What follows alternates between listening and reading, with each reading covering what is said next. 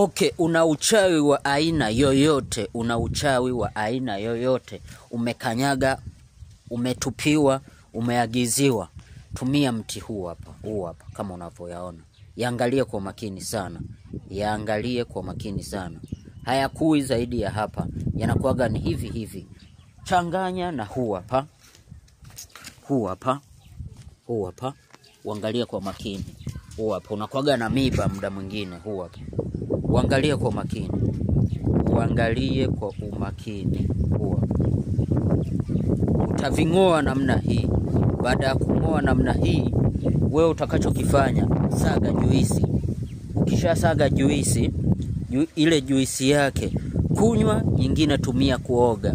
Uchawi wa aina yoyote utakuja kunishukuru kama Dr. Emmanuel. Sijawahi kufeli hata siku moja kama Dr. Emmanuel kutoka Kigoma.